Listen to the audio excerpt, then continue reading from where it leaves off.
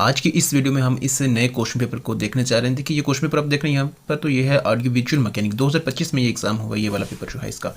बाकी हमारे पास जो सेक्शंस जो हम देखेंगे यहाँ पर वो मैथ्स और रीजनिंग है, जो भी क्वेश्चन को सारे यहाँ पर देखेंगे। लेकिन साथ साथ आप इस क्वेश्चन पेपर को ले सकते हैं कहाँ से, इसकी PDF आपको मिल जाएगी कहाँ से, टेलीग्राम से। ठीक है, चलिए आगे चलते हैं और सीधा और जो भी क्वेश्चन है इसके उन सभी को देखते हैं। है if the price of the commodity is increase by 50%, by what fraction must its consumption be reduced so as to keep the same expenditure on its consumption. तो देखिए ऐसा क्वेश्चन हमने पहले एक पेपर में भी देखा था, ऐसा क्वेश्चन आया था बिल्कुल। अगर आपको वो देखा होगा आपने तो ऐसे क्वेश्चन प्रैक्टिस करेंगे किए होंगे तो आपको जरूर ये मालूम होगा कि इन क्वेश्चन को कैसे करना होता है। तो अब देखिए यहाँ पर एक कमोडिटी है, उसकी प्राइस अगर 50% इंक्रीज होती है तो उस केस में हमें बताना है कि जो कंजम्पशन है ना वो कितने फ्रैक्शन से रिड्यूस करेंगे ताकि एक्सपेंडिचर जो है वो सेम रहे। देखिए इस क्वेश्चन को ऐसे समझिए, देखिए क्या है ये, एक है प्राइस और दूसरी है कंजम्पशन। ठीक है, मान लेते हैं 100 रुपये की आप पहले 100 kg ले रहे थे, कोई एक चीज़ ले रहे थे, 100 रुपये की 100 kg ले रहे थे। अब जो है वो 50% से इंक्रीज हो गई है, तो मतलब जो पहले 100 की थी अब वो कितनी की हो गई है, 150 की हो गई है। कितनी की हो गई है, वो 150 की हो गई है। तो ये तो सेम ही है ना, प्राइस इंक्रीज होने से पहले जो आप 100 रुपये की 100 kg ले रहे थे अब वो 150 की हो गई है, क्योंकि 50% से देखिए ना यहाँ पर प्राइस इंक्रीज हो गई उसकी। तो यहाँ से क्या मालूम हुआ, यहाँ से ये मालूम हुआ कि जो पहले 1 रुपये की 1 kg मिल रही थी ना, 1 रुपये की 1 kg मिल रही थी, वो अब 1 रुपये की कितनी मिलेगी। तो देखिए ना ये 100 अपान ये 150 नीचे आ जाएगा ना यहाँ पर, है ना। तो यहाँ से 0 0 क्या हो जाएगा, कैंसिल हो जाएगा, 5 दूने 10 और 5 3 15। मतलब यहाँ 1 रुपये की कितनी मिलेगी, 2/3 kg मिलेगी, ऐसे ही है। और यहाँ 1 रुपये की 1 kg मिल रही थी जब उसकी ओरिजिनल प्राइस, मतलब शुरू में 1 रुपये की 1 kg मिल रही थी, जैसे उस पर 50% से इंक्रीज हुआ अब वो 1 रुपये की महंगी हो गई है ना, महंगी होने पर फिर वो कितनी मिल रही है, 2/3 kg मिल रही है। तो देखिए यहाँ पर कितनी थी, 1 kg थी, एक में से आप देखेंगे आप कितनी ले रहे हैं, 2/3 ले रहे हैं, प्राइस सेम है। कह रहे हैं कि एक्सपेंडिचर सेम रहना चाहिए। एक्सपेंडिचर मतलब जो पहले आप 100 की 100 kg ले रहे थे ना वो 150 की 100 kg है, लेकिन आपको लेनी 100 की ही है, क्योंकि जो एक्सपेंडिचर आपको सेम रहना चाहिए। ठीक है ना, ठीक है। तो इसमें आप देखें जो पहले 1 मिल रही थी वो अब 1 नहीं बल्कि 2/3 मिल रही है आपको। तो 1 - 2/3 करें तो यहाँ से मालूम हो जाएगा कि कितनी कम हुई है। तो 3 से ब्रेक करें कितना होता है, 3 होता है, -2/3, 3 - 2 करें कितना, 1/3। तो मतलब यह होगा कि जो कंजम्पशन है ना वो 1/3 से क्या करना पड़ेगी, कम करना पड़ेगी। ठीक है ना, ताकि जो उसका एक्सपेंडिचर है वो क्या रहे, सेम रहे। तो 1/3 मतलब एक्सपेंडिचर सेम करने के लिए 1/3 फ्रैक्शन जो है वो उस कंजम्पशन की क्या होगी, कंजम्पशन जो है वो कम होगी। ठीक है ना, तो 1/3 कहाँ पर आइए, ये हमारे पास बी ऑप्शन है। आई होप आपको ये समझ आया हो। चलिए अब हम चलते हैं नेक्स्ट क्वेश्चन की तरफ। देखिए नेक्स्ट क्वेश्चन है Ajit has a certain average for 9 innings. तो देखिए 9 इनिंग्स के लिए 9 इनिंग्स की अजीत की जो एक सर्टेन एवरेज है, कुछ एवरेज है उसकी। इन द 10th इनिंग ही स्कोर्स 100 रन्स। 10th इनिंग में क्या करता है, 100 स्कोर करता है, thereby increasing his average by 8 runs. उसकी एवरेज जो है वो 8 रन से इंक्रीज हो जाती है। हिज न्यू एवरेज, उसकी न्यू एवरेज क्या रही है, हमें यहाँ पर ये बताना है। अगर आपने पहली वीडियोस देखी होंगी तो आप कितने मतलब अगर ऐसे क्वेश्चन आते हैं कि जिसके बारे में नहीं दे रखा होता उसी को लेट करना होता है ना। तो अब देखिए यहाँ पर, और दूसरी चीज़ आपको यहाँ से ये भी मालूम होगी कि एवरेज होता क्या, वैसे पहली वीडियोस में भी हमने देख रखा है। तो अगर आपने वो देख रखा है तो आप बड़े आसानी से इसका आंसर निकाल सकते हैं। तो एवरेज देखिए 9 इनिंग्स के लिए मान लिया उसने पहली इनिंग में कितने स्कोर करें, x1 करें, दूसरी में कितने करें +x2 करें, तीसरी में कितने करें x3 करें, ऐसे करते करते 9 इनिंग्स +x9, 9 इनिंग्स है।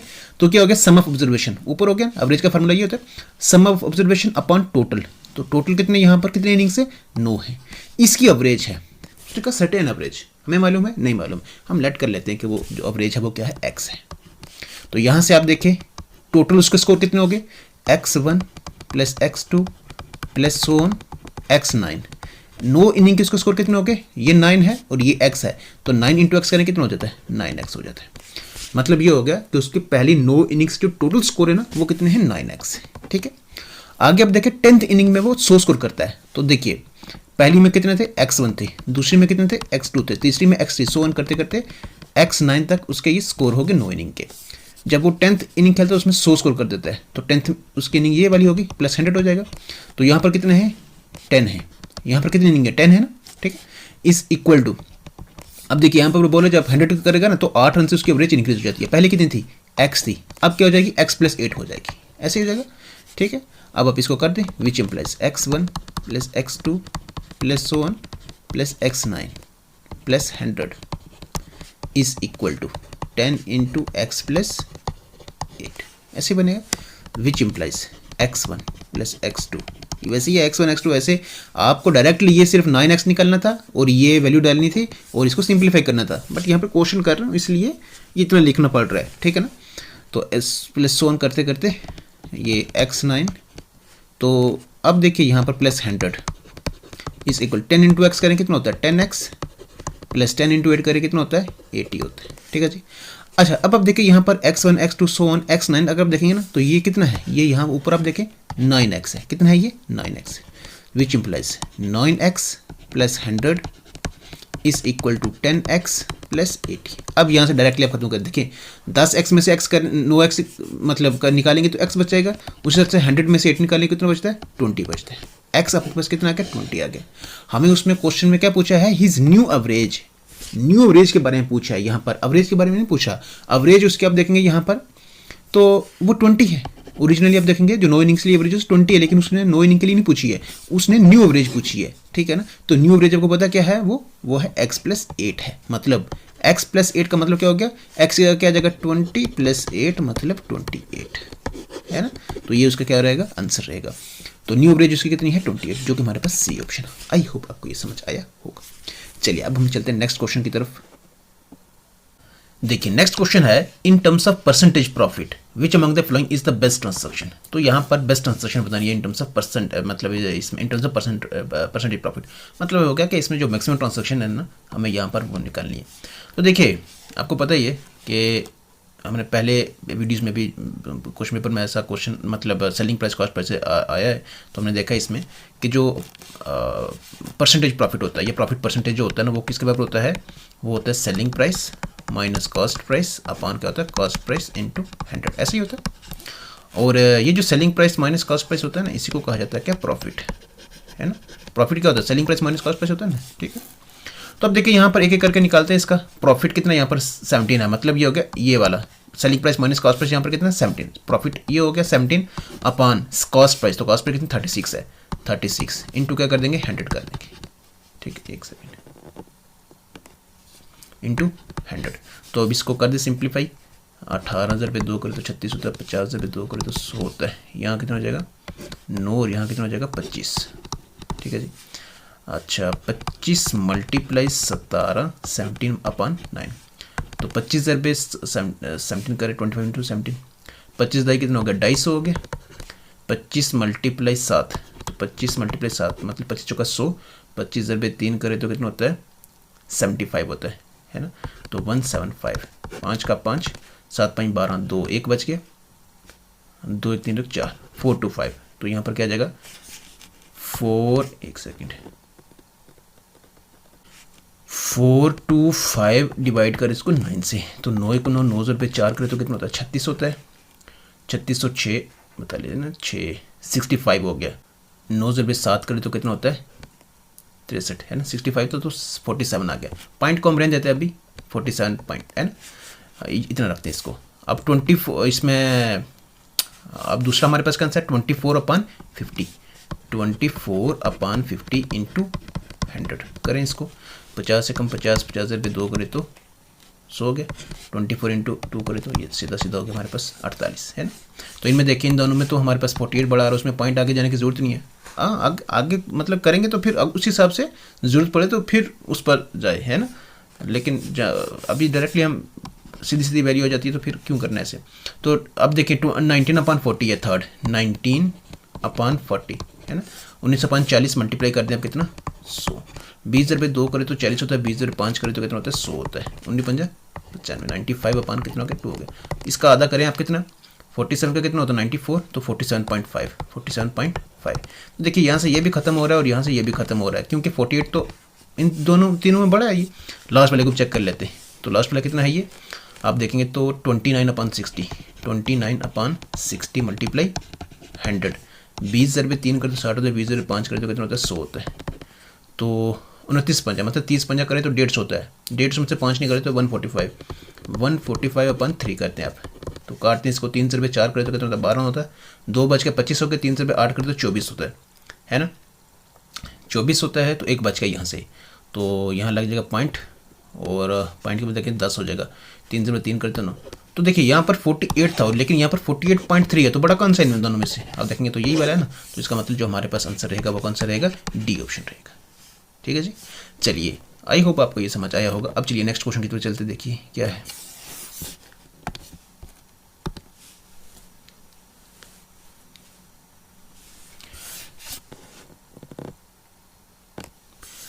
देखिए एक सेकेंड,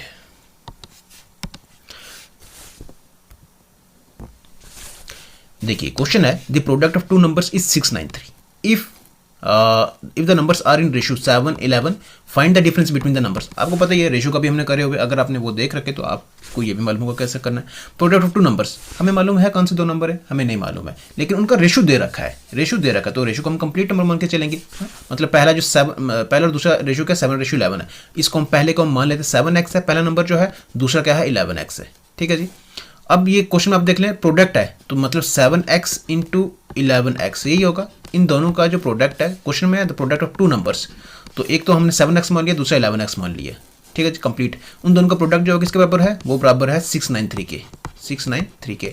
हमें यहाँ पर इन दोनों का डिफरेंस निकालना है, डिफरेंस मतलब पहला नंबर आएगा दूसरा नंबर आएगा, दोनों में माइनस करेंगे, जो आंसर आएगा वही यहाँ पर रहने वाला है ना। तो अब देखिए यहाँ पर 11 × 7 करेंगे कितना हो गया, 11 × 7 आप करेंगे तो 77 है, 77x²। ठीक है जी, इज इक्वल टू 693। तो यहाँ से सबसे पहले तो हमने x निकालना ना, x निकालेंगे तब भी 7x में डालेंगे, मतलब 7 × x करेंगे, 11 × x करेंगे तो वैल्यू निकल जानी है। तो अब देखिए यहाँ पर लगभग ये ऐसे नंबर दे रखे होते हैं जो डिवाइड हो भी रहे होते हैं। ठीक है, 693/77, तो x हमारे पास कितना आ गया, सॉरी x नहीं x², x ये x² जो आ गया ये किसके बराबर आ गया, 9 के बराबर हो गया। अगर x² 9 के बराबर है तो x कितना क्या आ जाएगा, x हो जाएगा हमारे पास किसका 9 के बराबर। ठीक है जी, आई हो आपको ये मालूम होगा ये कैसे आता है। ठीक है, x हमारे पास 7, ये क्या लिखा है, ये 9 नहीं है 3 आएगा, ये है ना, कितना आएगा 3 आएगा, कितना आएगा x = 3 है ना। अब देखिए यहाँ पर x अगर 3 आया तो 7 × 3 करें कितना होता है 21 होता है, उसी तरह से 11 × 3 करें कितना होता है 33 होता है, 11 से 33 होता है, दोनों का डिफरेंस 12 आया ना हमारे पास। ये कहाँ पर आई, ये हमारे पास बी ऑप्शन, बी ऑप्शन का इसका करेक्ट आंसर है। आई होप आपको ये समझ आया होगा। चलिए अब हम चलते हैं नेक्स्ट क्वेश्चन की तरफ।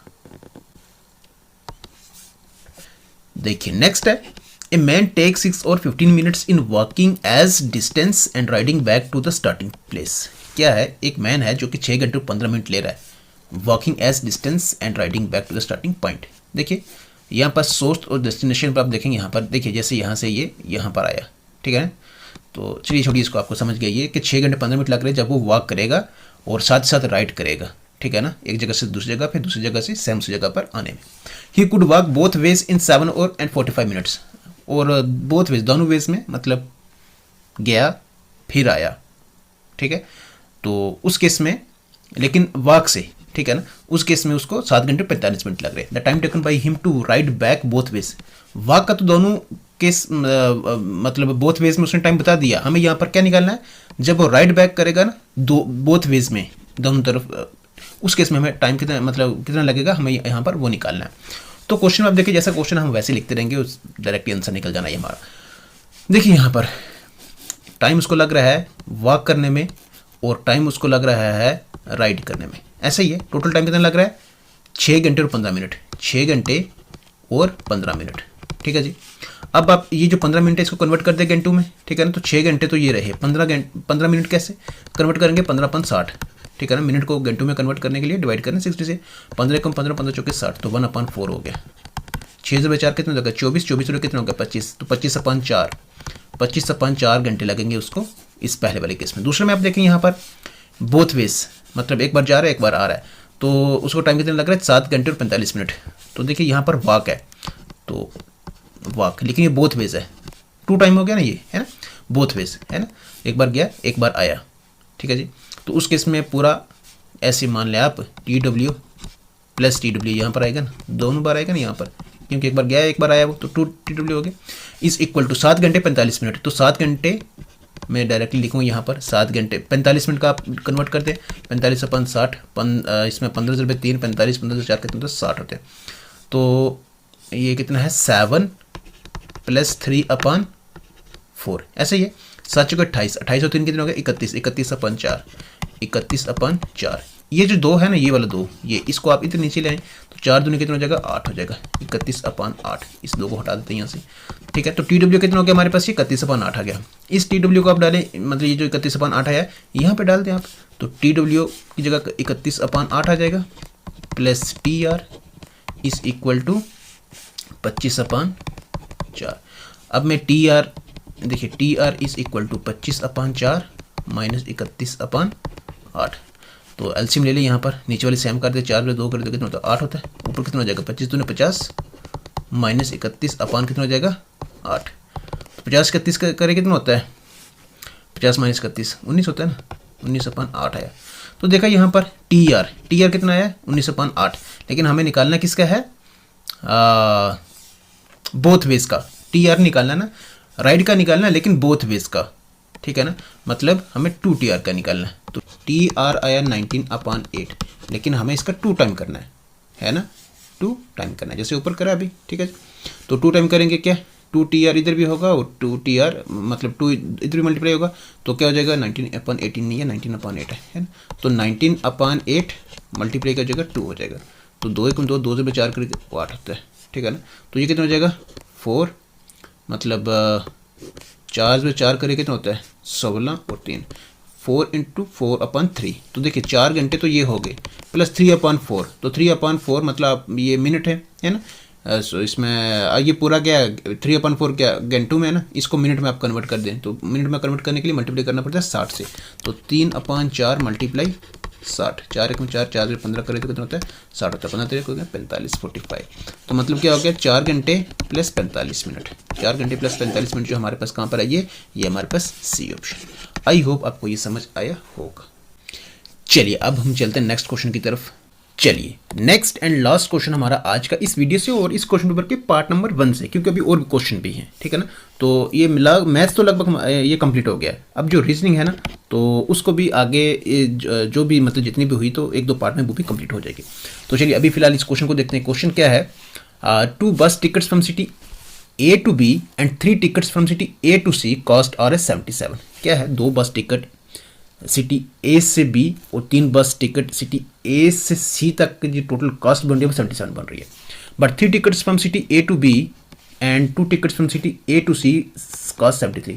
लेकिन 3 टिकट सिटी A से B और 2 टिकट सिटी A से C तक जो टोटल कॉस्ट उनकी बन रही है 73 बन रही है। What are the fares for cities B and C from A। तो हमें यहाँ पर सिटी B और C के जो फेयर बन रहा है ना, किराया बन रहा है ना एक टिकट का, ठीक है ना, मतलब क्या उसका किराया रहने वाला है, हमें यहाँ पर वो निकालना है, ठीक है जी। A से उनका कितना किराया बन रहा है। अच्छा ये स्टेटमेंट है, हमें मैथमेटिकली इनको लिखना है, मैथमेटिकली लिख के इनको सिंप्लीफाई करना, सॉल्व करना है। तो अब देखिए यहाँ पर ये है A सिटी, ये है B और ये C। A से B जाएगा तो एक किराया बनेगा उसका, उसी तरह से जब वो A से C जाएगा तो उसका एक किराया बनेगा, है ना। एक किराए का मतलब बन रहा है मतलब एक टिकट का जो किराया। तो देखिए A से B तक का जो टिकट का किराया है ना वो कितना है नहीं मालूम, हम मान लेते हैं वो X है। A से जिस C तक का जो एक टिकट का जो किराया बन रहा है हमें मालूम है नहीं, मान लेते हैं वो कितना Y है। अब देखिए यहाँ पर कॉस्ट दे रखी है, मतलब पैसे दे रखे उसके बारे में, ठीक है। टोटल आप देखें यहाँ पर क्या है 2 बस टिकट है A से B तक का। तो देखिए जब A से B जाएगा तो एक टिकट का इसमें क्या किराया उसका हमने मान लिया वो X है, तो 2 का कितना हो जाएगा 2X हो जाएगा, प्लस A से C तक एक टिकट का कितना है Y है, तो 3 का कितना हो जाएगा 3Y हो जाएगा। टोटल कितना बनेगा ये 77। बस ये मैथमेटिकली इन स्टेटमेंट को मैथमेटिकली लिखना है, बस लिखने के बाद आपको क्या करना है सिंप्लीफाई करना है, इनको सॉल्व करना है, ठीक है ना। लिखना अगर आ गया तो क्वेश्चन तो सॉल्व है ये, ठीक है। दूसरा आप देखें यहाँ पर 3 tickets from city A to B, तो अगर A की कीमत X है तो 3 की कितनी हो जाएगी 3X हो जाएगी, प्लस उसी तरह से 2 tickets from A to C, तो A to C अगर 1 की Y है तो 2 की कितनी हो जाएगी 2Y हो जाएगी। कितना बन रहा है 73 बन रहा है ना। अच्छा, अब क्या करना होता है आपको पता ही है, ये फर्स्ट इक्वेशन है, ये सेकंड इक्वेशन मान लेते हैं इसको। तो पहली वाली को आप मल्टीप्लाई कर दे किससे, 3 से, और नीचे वाली को कर दे किससे मल्टीप्लाई, 2 से कर दें आप, है ना। तो आप देखें यहाँ पर क्या बनेगा, इससे क्या होगा, एक एलिमिनेट हो जाएगा ना। तो 3 दूने कितना होता है, 6x होता है, plus 3 3 9y is equal to 77 into 3 करें कितना होता है, 77 इंटू 3, 7 3 21, 1 2 बच के, 7 3 21 और 2 कितने हो गए, 23, 231, यही बनेगा। नीचे वाली को आप देख लें, 3 दूने 6x प्लस 2 दूने 4y is equal to 73 into 2, 3 दूने कितने हो गया 6, और 7 दूने कितने हो गया 14, माइनस कर दें इसको। जब माइनस करेंगे तो ये खत्म हो जाना है, 9 से 4 निकाले कितना होगा 5y is equal to 231 minus 146। तो यहाँ 11 हो जाएगा, 11 से 6 निकाले तो कितना होता है 5 होता है, यहाँ हो जाएगा 2, मतलब 12 बन जाएगा। 12 में से 4 निकाले तो कितना होता है 8 होता है, 85। तो y इज इक्वल टू 85/5 आ जाएगा, जो कि काटने पर कितने जगह 5 से 5 और 3 बच गया 35 हो गया, 5 में 7 के तो कितना होता है 35 होता है। y आगे हमारे पास कितना 17। y कौन सा फेयर है, ये y किराया है जब a से c जाएंगे, a से c जाने तक का जो किराया निकला है वो कितना है 17 रुपये निकला है। तो आप आगे इस क्वेश्चन को ना करें, क्यों ना करें, क्योंकि सिटी बी एंड सी का फेयर हमें निकालना है। तो ऑप्शंस में आप चले जाएं, तो आगे जाएंगे तो टाइम ज़ाया होना है ना। लेकिन यहीं से हम इसका आंसर निकाल सकते हैं। इसका आंसर क्या रहने वाला, वो इसका रहने वाला बी ऑप्शन, ठीक है ना। क्योंकि जो सी का किराया है ना, सिटी सी का ए से सिटी सी का जो किराया है वो कितना 17 रुपये 17 रुपीज़ है, तो वो हमारे पास ये निकलेगी। बाकी आप आगे चेक करना चाहते हैं तो कर सकते हैं। वाई की वैल्यू आप किसी पहली इक्वेशन में डालें या फिर सेकंड में डालें। चलिए पहली में डाल देते हैं, तो 2x, बाकी क्वेश्चन हो गया ये, इसका सेकंड आंसर है इसका, ठीक है ना। चलिए ऐसे ही कर रहे हैं इसमें, मतलब अगर आपको पूरा करना है इसमें, तो 2x ये हो गया प्लस 3y, तो 3 इंटू वाई, तो y की जगह 17 आ जाएगा, 17 इंटू 3 करें कितना 17 कितना हो जाए 17 होता है यार 32 60 कौन जाए ना 51 इज इक्वल टू 77। तो 2x is equal to 77 minus 51, 7 में से 1 निकाले कितना होता है 6 होता है, 7 में से 5 निकाले तो कितना होता है 7 में से 5 निकाल के 2 होता है, यही ऐसे ही होता है ना। तो x इज इक्वल टू 26/2 करेंगे तो कितना होता है वो 13 होता है। तो 13 यहाँ पर आप देख लें ये वाला है, बट करना नहीं था हमें, ये आंसर हमारा यहीं से खत्म हो गया, ठीक है। तो जब ये नंबर सीरीज है और इसमें हम बताना इसमें क्या इसमें आंसर रहने वाला है, इस सीरीज में क्या आएगा। यहाँ पर ऑप्शंस आपके इसमें ऑप्शंस नीचे हैं, बताएं इसमें है, आप भी आंसर कर इसमें बताते रहें इसमें। तो देखिए अगर आप इसको देखेंगे तो 4838 है, मतलब 4832 है। आप कैसे रीड करते हैं इसको, इंग्लिश में करें या फिर अपनी ज़बान में आप कर दें इसको। तो 4832 है, फिर 5840 है, फिर 6840 है और 7850। अगर आप इसको देखेंगे ना 48 के बाद 48 प्लस 10 करें तो 58 होता है, 58 प्लस 10 करें तो कितना है 68, 68 प्लस 10 करें तो कितना होता है 78, तो 78 प्लस 10 ही होगा ना, तो यहाँ पे हो जाएगा 88। तो 88 यहाँ आने से ना इसका ये आंसर हो सकता ना ही ये हो सकता, या तो ये होगा या इसका ये होगा, है ना। अब देखिए यहाँ पर कितना 32 32 और कितना करें तो 40 होता है 8, फिर 40 और कितना करें तो 48 होता है वो 8, फिर 48 प्लस 8 करें कितना होता है 56 होता है, मतलब 8 की सीरीज चल रही है यहाँ पर। तो आगे भी 8 प्लस करेंगे इसमें, 56 प्लस 8 करें कितना होता है 64, कितना होता है 64। तो वो होगा हमारे पास कहाँ पर डी ऑप्शन इसका आंसर होगा। देखिए नेक्स्ट क्वेश्चन है, इस series is given with one term missing. तो एक सीरीज है इसमें वन टर्म जो है मिसिंग है इसमें। Select the correct alternative from the given ones that will complete the series. तो देखिए यहाँ पर इस सीरीज को कंप्लीट करना है इन ऑप्शंस में से। अब देखिए यहाँ पर इस सीरीज को आप पढ़ें, इसको क्या है PRS है, लिखने की जरूरत नहीं, आप डायरेक्टली यहाँ से भी कर सकते हैं। चलिए थोड़ा आसान करने के लिए इसको देखने के लिए लिख रहे हैं TWY है, फिर XBE है, XBE है और आगे आप देखें BGK, ऐसे ही है। तो अब देखिए P और R के बीच में आप देखें तो +1 ऐसे ही है, मतलब P के बाद क्यों आता है ना, तो एक लेटर आगे बीच में। फिर T और W के बीच में आप देखें कितने हैं UV, मतलब 2 आ रहे हैं यहाँ पर। उसी तरह से X और B में देखें, X के बाद क्या आता है Y, फिर क्या आता है Z, फिर A और फिर आप देखेंगे तो B आएगा, मतलब +3 है ना। फिर B आ रहा है, X के आगे +3 करेंगे तो क्या आएगा B आएगा, ठीक है। उसी तरह से B के आगे आप देखेंगे यहाँ पर क्या है B C D E F, तो +4 करेंगे तो G आ जाएगा, है ना। तो अब इसी तरह से आगे वाली में भी ऐसे ही होगा, मतलब अगर +1 इसमें है तो +2 इसमें है, 3 इसमें है, 4 इसमें, तो आगे वाली में क्या होना है, +5 ही होगा। तो वो आप ऑप्शंस में चेक कर लें, FM है और या FL आ रहा है, ठीक है ना। तो F और आगे वाले के आप देख लेंगे यहाँ पर +5 करके, ठीक है ना।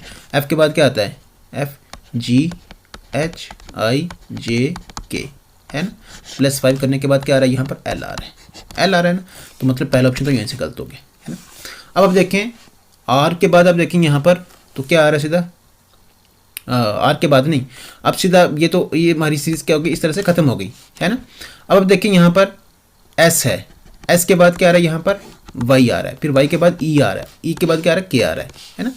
तो S के बाद आकर देखें कितना प्लस करेंगे तो Y आएगा, STUVWXY, मतलब +5 करने के बाद Y आएगा। फिर Y के आगे आप देखें कितना है, Y के बाद क्या आता है, ZABCD और E आई, मतलब +5 करने पर E आ रहा है। E के बाद आप आगे देखें EFGHIJ, तो +5 करने के बाद क्या आ रहा है, K आ रहा है। तो मतलब K के आगे आप +5 और करेंगे, जो नेक्स्ट उससे लेटर होगा उसको लिखेंगे, ठीक है ना। K के बाद क्या आता है, LMNOP, 5 हो गए ये, और नेक्स्ट आएगा इसका Q आएगा, ठीक है ना। तो क्या आएगा यहाँ पर लास्ट पे, क्या आएगा, Q आएगा, ठीक है ना। इस सीरीज में लास्ट पे क्या आएगा, Q आएगा। तो Q आपको मिलेगा कहाँ पर, पहले वाले ऑप्शन में और C वाले ऑप्शन में, लेकिन पहला तो ऑलरेडी गलत है, तो इसमें हमारे पास क्या आंसर रहेगा, C ऑप्शन रहेगा। आई होप ये समझ आया होगा आपको। देखिए नेक्स्ट है, in a certain code base is written as GUCD, base को लिखा गया इस GUCD में, इस तरह से कोड इसको कोडिट करा गया इसको। How is command is written in that code, तो उसी सिमिलर हमें ये बताना कि कमांड को किस तरह से कोड करा जाएगा। अब देखिए यहाँ पर आप भी करें इस क्वेश्चन को, बेस को करा गया है कि इसमें GUCD में, ठीक है। तो कमांड को किस तरह से करा जाएगा हमें यहाँ पर ये बताना। देखिए आप इसमें अगर आप देखेंगे हम क्या करेंगे इसमें कि जो ऑर्डर है ना इसका वो रिवर्स करेंगे, किसका, ESAB, क्या आ जाएगा, GUCD। तो देखिए यहाँ पर E के बाद क्या आ रहा है, F के बाद क्या आ रहा है, G, मतलब +1, S के बाद क्या आ रहा है, T के बाद क्या आ रहा है, U, यही आता है ना, +1। फिर A के बाद B प्लस आगे C आता है तो +1, B के आगे क्या आता है, C + D, तो +1, है ना। तो मतलब इस वाले का रिवर्स ऑर्डरिंग, इसका रिवर्स करने पर हमारे पास जो एक कोड नीचे बन रहा है। सिमिलरली हम यहाँ पर भी क्या करेंगे, इसका रिवर्स करेंगे, तो क्या करेंगे, DNAMMOC,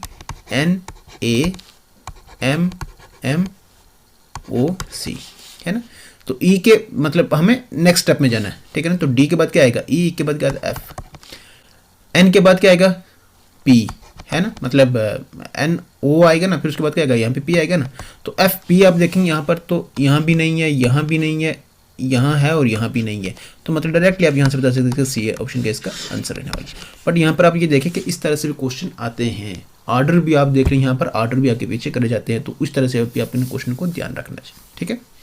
चलिए अब हम चलते हैं नेक्स्ट क्वेश्चन की तरफ। एक second. A child is looking for his father, he went 90 meters in the east before turning to his right. क्या है इसमें कि जो चाइल्ड है वो क्या करता है, बाप को ढूंढने में क्या करता है कि इसमें वो 90 मीटर्स क्या करता है, ईस्ट टर्न वो क्या करता है, चलता है, ठीक है ना। राइट होने से पहले वो 90 मीटर्स क्या करता है, ईस्ट की तरफ चलता है। तो देखिए ये मान लिया वो इसकी पोजीशन यहाँ है, तो 90 मीटर यहाँ से वो आगे गया, है ना, ये 90 हो गया उसका। आगे आप देखें यहाँ पर टर्निंग टू हिज राइट, मतलब आगे वो राइट ही जाएगा, राइट होने से पहले वो 90 मीटर चल रहा है यहाँ पर। तो देखिए यहाँ से अगर वो इस तरह ऐसे जा रहा है तो वो राइट उसका किस तरफ होगा, नीचे की तरफ होगा ना। He went 20 meters before turning to its right again, ठीक है ना। अब वो नीचे की तरफ आ रहा है, लेकिन 20 मीटर चलने के बाद वो क्या हो रहा है, फिर राइट की तरफ हो रहा है। अब देखिए यहाँ से जब वो नीचे आएगा तो उसका राइट किस तरफ आएगा, इधर ही आएगा ना, इस तरफ, है ना। तो 20 मीटर यहाँ चल रहा है वो, ठीक है। अब इस तरफ आ गया वो राइट, ठीक है। For his father at his uncle's place 30 meters from this point, ठीक है ना। अब वो कहाँ पर आ जाता है अंकल्स प्लेस पर, है ना, 30 मीटर्स फ्रॉम दिस पॉइंट, मतलब ठीक है यहाँ से वो 30 मीटर यहाँ आ जाता है, ठीक है। His father was not there, यहाँ पे नहीं था। From there he went 100 meters to his north, यहाँ से वो नॉर्थ की तरफ 100 मीटर चला जाता है। तो देखिए यहाँ पर अगर आके खड़ा है, ठीक है, तो यहाँ पर खड़ा नॉर्थ उसका कहाँ आएगा, नॉर्थ उसका ऊपर की तरफ आएगा, है ना। यहाँ पे खड़ा है अगर वो यहाँ पर, तो उसका नॉर्थ कहाँ आएगा, ऊपर की तरफ आएगा। अब यहाँ पे 100 चल रहा है, तो देखिए यहाँ पर यहाँ से लेकर यहाँ तक अगर 20 है तो 100 थोड़ा लंबा ही होगा, है ना। तो ये पूरा 100 है ना। North before meeting his father in street, ठीक। How far did the son meet his father from the starting point, तो कितने दूर सन जो है वो फादर से मीट कर रहा है अपने स्टार्टिंग पॉइंट से। तो देखिए यहाँ पर 100 मीटर जब वो यहाँ पर तक पहुँचेगा तो यहीं पर उसका लास्ट है, लास्ट कहाँ हो रहा है मीट, यहाँ पर, है ना, यहाँ पर हो रहा है। ओरिजिनल पॉइंट कहाँ पर है, ये वाला है ना, ओरिजिनल पॉइंट ये वाला है, तो यहाँ पे हो रहा है। हमें यहाँ से बताना है कि इसमें ये वाला डिस्टेंस कितना है ना, ये वाला डिस्टेंस कितना है। देखिए यहाँ से एक बनेगी हमारे पास एक राइट एंगल ट्राइंगल बन रही है। अच्छा अब देखिए यहाँ से ये डिस्टेंस अब कितना मिल रहा है, 20 मिल रहा है ना। अगर ये 20 है तो यहाँ से यहाँ पे कितना होगा, 20 होगा। तो ऊपर वाला कितना हो जाएगा फिर यहाँ से यहाँ तक, ये जो ये वाला सामने है ना, ये कितना हो जाएगा, 80 हो जाएगा। कितना हो जाएगा, ये 80, तो ये 80 हो गया। उसी तरह से आप देखें ये जो लंबी लाइन यहाँ से लेकर, मतलब यहाँ से लेकर यहाँ तक पूरी लगी हुई है, ये कितनी है, ये आप देखेंगे तो पूरी 90 है। कितनी है ये, 90 में से आप देखेंगे यहाँ पर तो 30 मीटर उसका यहाँ पे ख़त्म हो रहा है। ये देखें नीचे आप, है ना, ये नीचे वाला देखें, ये 30 उसका यहाँ पे ख़त्म हो रहा है ना। तो फिर अगर 30 यहाँ पे ख़त्म हो रहा है तो फिर यहाँ से लेकर यहाँ तक कितना होगा, पूरा 90 था, तो 30 में 90 में से 30 निकाले कितना बचेगा, 60 बचेगा, है ना। तो मतलब 60 ये हो गया और 80 ये हो गया। तो आपको पता ही है राइट एंगल ट्राइंगल में क्या होता है, इसका स्क्वायर प्लस इसका स्क्वायर इज इक्वल टू इसका स्क्वायर, है ना। तो देखिए मान लेते हैं ये जो जगह है, मान लेते हैं ये x है, ठीक है। तो x का स्क्वायर इज इक्वल टू 60 का स्क्वायर प्लस कितने का जाएगा, 80 का स्क्वायर, ठीक है। तो 3600 6400 कितना हो जाएगा, ये 64 प्लस 36 करें तो 7 और 3 10, है ना। तो कितना हो जाएगा, ये 10,000, है ना। तो x के कितना हो जाएगा, ये 10,000। तो which implies x square is equal 10,000, तो ये कितने का स्क्वायर है, ये हो जाएगा कितने का, 100, है ना। तो यहाँ से कितना x कितना निकल जाएगा, 100 निकल जाएगा, ठीक है ना। तो x हमें निकालना था ना, ठीक है ना, x हमें क्या करना था, निकालना था, ठीक है। तो जो कि हमारे पास है 100 मीटर, सी ऑप्शन का इसका करेक्ट आंसर। चलिए देखिए अब इस क्वेश्चन को देखते हैं, लेकिन ये लास्ट क्वेश्चन भी होगा हमारा इस वीडियो से भी, ठीक है ना, इस पार्ट नंबर 2 से।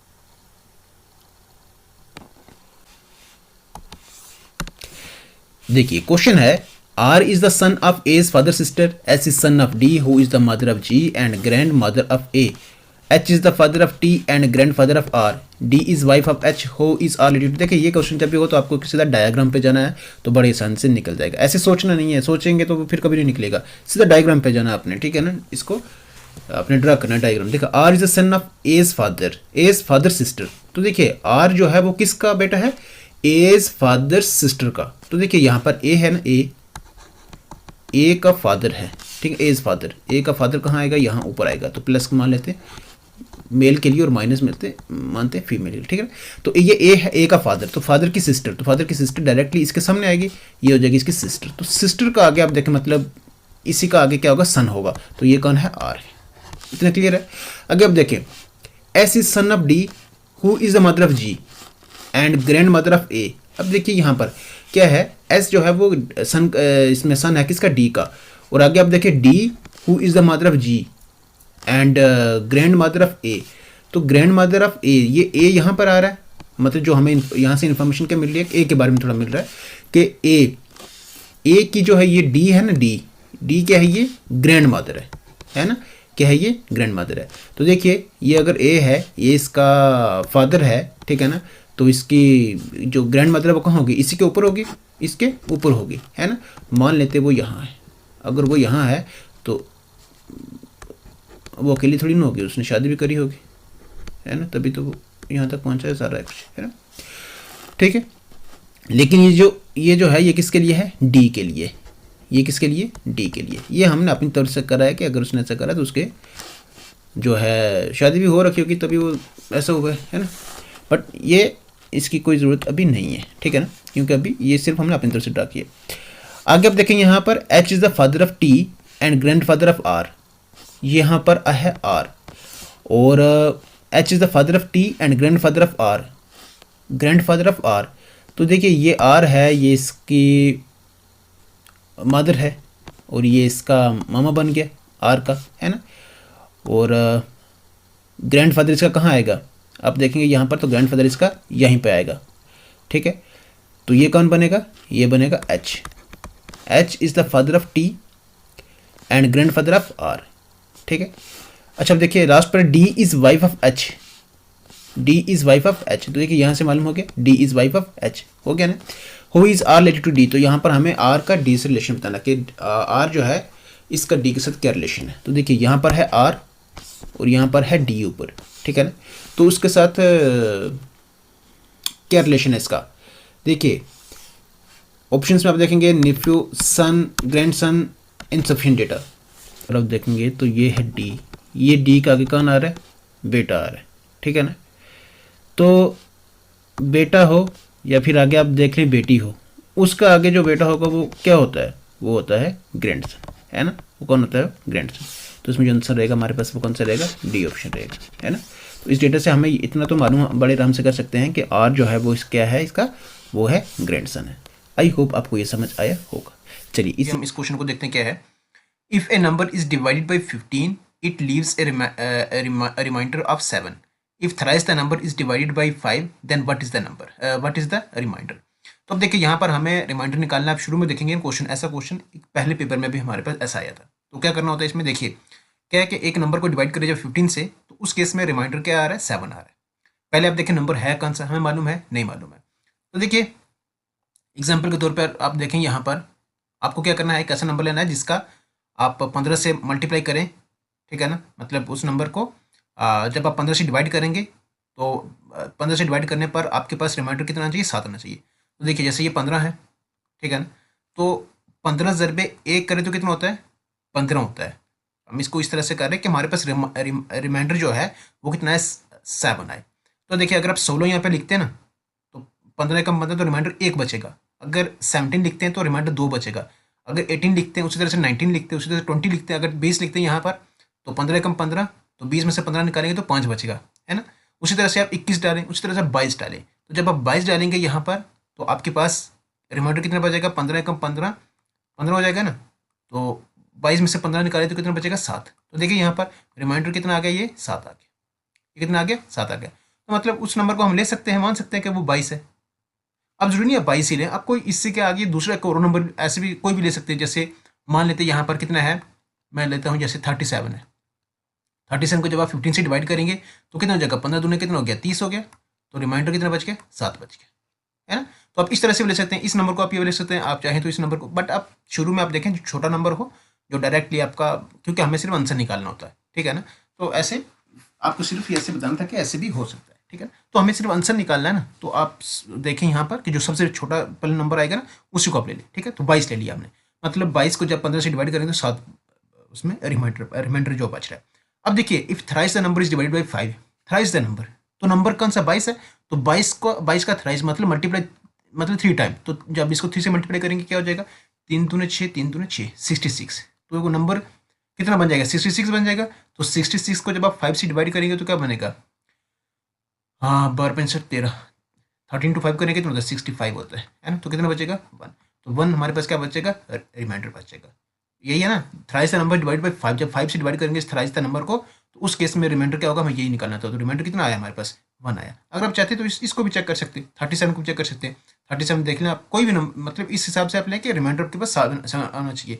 37 को जब आप करेंगे यहाँ पर 37 को 3 टाइम कर लें आप, 37 to 3 करें कितना, 7 3 21, 1 2 बच गया, और 3 3 9 और 1 सॉरी 7 3 21, 1 2 बच गए, 3 3 9 2 कितने हो गए, 11, 111। तो जब आप 111 को जब आप डिवाइड करेंगे किससे, 5 से, तो 20 पंजे कितना होता है, 100 होता है, 5 10 22 पंजे 110 होता है ना। तो माइनस का 1, देखिए यहाँ भी वही आएगा। तो सिर्फ आपको ये रखना है कि आप ऐसे नंबर ले शुरू में जो छोटा हो, सिंप्लीफाई उसको जल्दी आसानी से कर दें, ठीक है ना। तो इस हिसाब से आप कोई भी नंबर ले सकते हैं, बट आपको लेना कैसे है वो आपने ये चीज़ ध्यान रखनी है, ठीक है। तो इसमें हमारे पास क्या है, 1 है। 1 कहाँ पर है, ये है ए ऑप्शन, ए ऑप्शन का इसका करेक्ट आंसर है। आई होप आपको ये समझ आया होगा। चलिए अब हम चलते हैं नेक्स्ट क्वेश्चन की तरफ। ये तो हमने करे हुए, ठीक है ना। ये क्वेश्चन बचा था मैथ्स का, इसलिए ये सब, बाकी अब ये हमारे पास लास्ट है ये, ठीक है ना। अच्छा देखिए यहाँ पर है, एक सेकेंड, देखिए क्वेश्चन है, there is statement followed by two conclusion, ऐसी स्टेटमेंट आती हैं, तो स्टेटमेंट बेस्ड ऐसी फिर कंक्लूजन आती हैं और इसी पर हमें आंसर बताना होता है। देखिए, you have to assume everything in the statement to be true. देखिए स्टेटमेंट में दी हुई हर चीज को हमें क्या करना है, ट्रू अज्यूम करना है इसमें, ठीक है। Then consider two conclusions and decide which of the following logically follows. देखिए स्टेटमेंट अब देखेंगे क्या है ये, after joining municipal commissioner told to people of city A, my first and foremost task is to beautify this city like Indore. तो देखिए क्या मतलब है स्टेटमेंट का, कि आफ्टर ज्वाइनिंग के बाद जो म्यूनिसिपल कमिश्नर है वो कहता है किसको, जो पीपल हैं सिटी ए के, उनको कहता है क्या, कि माई फर्स्ट, मेरा पहला और सबसे जो इंपॉर्टेंट टास्क है, जो इंपॉर्टेंट काम है ना, वो क्या है, is to beautify this city. इसको क्या करना है, सिटी को क्या करना है, ब्यूटिफाई करना है, किसकी तरह, लाइक इंदौर की तरह। बस ये है, हमें अपनी तरफ से कुछ नहीं सोचना है, जो स्टेटमेंट दे रखी है हमें इसी को ही लेकर इसी पर कंक्लूजन लेनी है इसमें। पहले अगर आप देखेंगे the people of city A R not aware about the present condition of the city. जो पीपल हैं सिटी ए के, वो अवेयर नहीं है, जो इस सिटी की प्रेजेंट कंडीशन है उससे अवेयर नहीं है वो। पहली स्टेटमेंट ये है। दूसरी आप देखेंगे यहाँ पर, चलिए पहले को खत्म कर लेते हैं। तो देखिए यहाँ पर अगर अवेयरनेस की बात बारे में आप देखेंगे तो इस ऑप्शन ऊपर स्टेटमेंट में कहीं पर भी अवेयरनेस के बारे में बात नहीं करी हुई है। कहीं पर आपको दिख रहा है कि अवेयरनेस के बारे में बात हो रही है यहाँ पर, तो अवेयरनेस के ऊपर कहीं पर भी नहीं है। तो इसका मतलब ये होगा पहली स्टेटमेंट क्या यहाँ पर गलत है। The commissioner worked in Indore and has good experience of beautifying cities. Commissioner ने वर्क करा इंदौर में, उसके पास एक्सपीरियंस है ब्यूटिफाइंग सिटीज़ का, ऐसा उसके पास एक्सपीरियंस है, गुड एक्सपीरियंस है इसका, इसको लेकर। देखिए यहाँ पर भी एक्सपीरियंस को लेकर और उसका वर्क जो है इंदौर में, ऐसा कहीं पर भी ऊपर जो है वो मेंशन नहीं करा हुआ, ठीक है ना।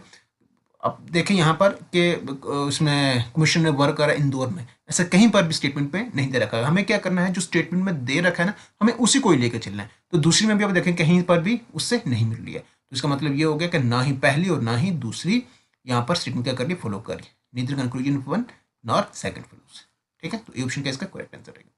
चलिए अब हम चलते हैं नेक्स्ट क्वेश्चन की तरफ।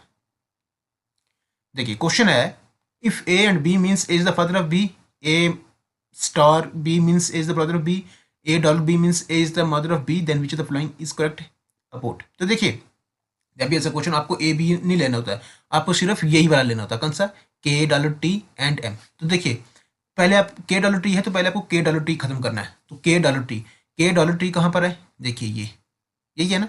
तो यहाँ ए की जगह क्या आ जाएगा, के आ जाएगा, और बी की जगह क्या आ जाएगा, टी आ जाएगा। तो के डॉलर टी ऐसे ही है ना, के डॉलर टी, ठीक है ना।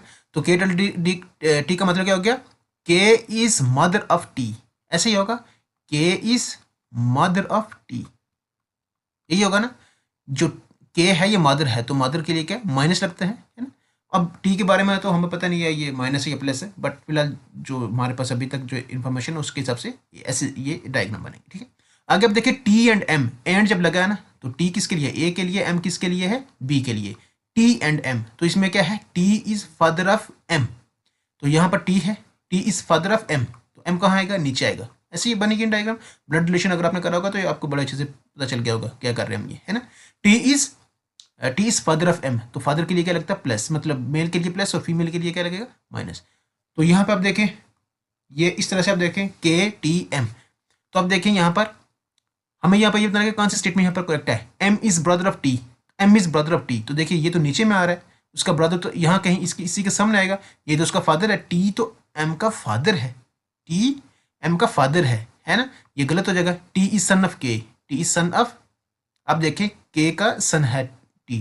चलिए इसको देखते हैं, वैसे तो आंसर यहीं से निकल जाएगा, देखिए ना, टी, ये टी है ना, ये सन है ना के का, बिल्कुल।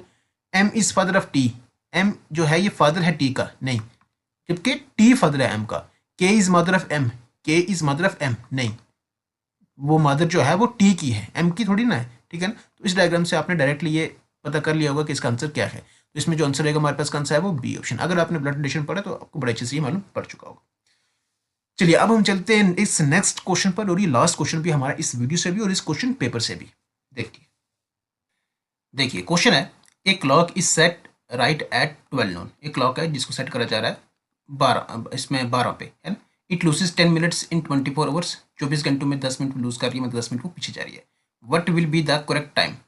When the clock indicates 3 PM on the fourth day. हमें यहाँ पर करेक्ट टाइम बताना है जब क्लॉक इंडिकेट कर रही हो क्या 3 बजे, 3 PM शो कर रही हो ऑन द फोर्थ डे। अच्छा आप देखें यहाँ पर ऑप्शंस में, आप देखें यहाँ पर सारा टाइम 2:20, 2:30, 2:40, 2:50 पे यहाँ पर दे रखा है। अगर आप इस क्वेश्चन को देखेंगे ना तो यहाँ पर ये पूछा है कि 24 घंटों में वो 10 मिनट वो पीछे जा रही है। क्या हो रही है? पीछे जा रही है, ठीक है ना। आप देखें यहाँ पर 3 बजे जो है इसका फोर्थ डे पर करेक्ट टाइम हमें बताना है। अगर वो 10 मिनट पीछे जा रही है इसका मतलब जब क्लॉक 3 PM इंडिकेट कर रहा होगा, ठीक है ना, तो उस केस में जो एग्जैक्ट टाइम जो करेक्ट टाइम रहने वाला है वो 3 बजे के बाद वाला ही होगा। पहले तो वो नहीं ना हो सकता क्योंकि 10 मिनट वो क्या हो रही है? पीछे जा रही है ना। जब पीछे जा रही है 10-10 मिनट वो पीछे जा रही है तो उस केस में जब 3 बज रहे होंगे तो ऐसा थोड़ी ना कि 3 बजे से पहले वाला टाइम उसका आएगा। वो तो 10 मिनट पीछे होने पर उसका टाइम जो है 3 बज रहे हैं। तो जब करेक्ट टाइम होगा वो 3 बजे के बाद ही होगा। 3 बजकर कुछ मिनट होगा, 3 बजकर 20 मिनट हो सकता है, 30 हो सकता है, 40 होता है, लेकिन 3 बजे से पहले थोड़ी ना हो सकता है। तो यहाँ पर सारे ऑप्शन आप देखें 2:20 है, 2:30 है, 2:40, 2:50, जो कि सारे गलत है यहाँ पर, है ना। तो इसमें जो आंसर होगा मतलब आप देखें यहाँ पर सारा क्या है, ये गलत है। दूसरा आप देखें यहाँ पर जो करेक्ट टाइम इसका है वो आ कितना रहा है। अब देखिए यहाँ पर देखिए 24 घंटों में 10 मिनट जो है वो पीछे हो रही है। तो 1 घंटे में कितना होगा? 10/24 मिनट। तो 10 मतलब 5 अपान कितना हो जाएगा? 12 हो जाएगा। अच्छा अब देखें 24 घंटों में 10 मिनट। अब देखें पूरे घंटे कितना हो रहे? देखिए 12 से शुरू हुआ 12, ये फर्स्ट डे है, फर्स्ट डे से लेकर सेकंड डे तक 12 से 12, ये हो गए 24 घंटे। उसी तरह से सेकंड डे में आप देखें यहाँ पर 12 से लेकर 12 थर्ड डे, है ना, ये हो गए 24 घंटे। फिर आप देखें यहाँ पर 12 थर्ड डे से लेकर फोर्थ डे 12 बजे तक, फोर्थ डे 12 बजे तक, ये कितने हो गए? 24, है ना। 12 तो हो गए लेकिन ये 3 बजे तक है ना, तो मतलब प्लस 3 आवर्स और आएंगे। तो 24 रुपये 3 करे कितना होता है? 20, 60, 4, 12, तो 72 ये हो गया, प्लस 3 ये हो गया, है ना। तो मतलब पूरे कितने? 75, 75 आवर्स जो है यहाँ पर जो पूरा टाइम हो रहा है। पूरा टाइम कितना हो रहा है? 75 आवर्स। अच्छा देखिए 1 घंटे में 5/12 मिनट है। 1 घंटे में आप देखेंगे तो कितने मिनट पीछे हो रहा है? मतलब 5/12। तो 75 आवर्स में कितना होगा? 75 में आप देख रहे हैं, 75 में आप देखेंगे तो मल्टीप्लाई 5/12 कर दें यहाँ पर, है ना। 3 से 4 करें तो 12 होता है, 3 से 2 करते 6 होता है, 1 बच गया 15, 3 से 5 करें तो 15, 25 से 5 करें 25 चौके 100, 25 125, है ना। तो 125/4, 4 से 30 कर तो नहीं, 4 भी एक इसमें 4 12, 120 हो जाएगा, और 31, 4 1 4 4 12, है ना। तो कितना बच गया? 1 बच गया, 10 100, 25 चौके 100, तो 31.25। अब देखें यहाँ पर अगर 3 बज रहे हैं इसका मतलब ये हो गया कि ये 31.25 जो है ये उससे क्या है, करेक्ट टाइम से पीछे है, मतलब 31 मिनट और 25 सेकंड उससे पीछे ये। तो अप्रॉक्सीमेटली आप मान लें 31 मिनट ही मान लें, 31 मिनट मान लें आप, ठीक है ना। तो मतलब ये हो गया अगर 3 बज रहे हैं ना, 3 बज रहे हैं तो इसका उस टाइम जब ये 10 मिनट हर 24 घंटों में जब ये पीछे होगी उस केस में जो इसका करेक्ट टाइम बनेगा वो कितना है? 31.25 है। बट अप्रॉक्सीमेटली आप 31 मिनट ही मान सकते हैं कि जो करेक्ट टाइम होगा उस टाइम वो कितना होगा? वो होगा 3:31 मिनट, ठीक है, जो कि हमारे पास इन ऑप्शंस में कहीं पर भी नहीं है। तो इसमें जो आंसर जो है हमारे पास वो ये है ना। तो बाकी ये ऑप्शंस क्या है इसमें जो है ये इसमें नहीं है, ठीक है। तो ये क्वेश्चन था। अब इस क्वेश्चन के साथ ये वीडियो और ये पेपर भी होता है कंप्लीट। चलिए अभी तक के लिए इतना ही। अब मिलते हैं आपसे नेक्स्ट वीडियो में एक और नए क्वेश्चन पेपर के साथ। तब तक के लिए रखिएगा अपना ख्याल। Take care, good bye.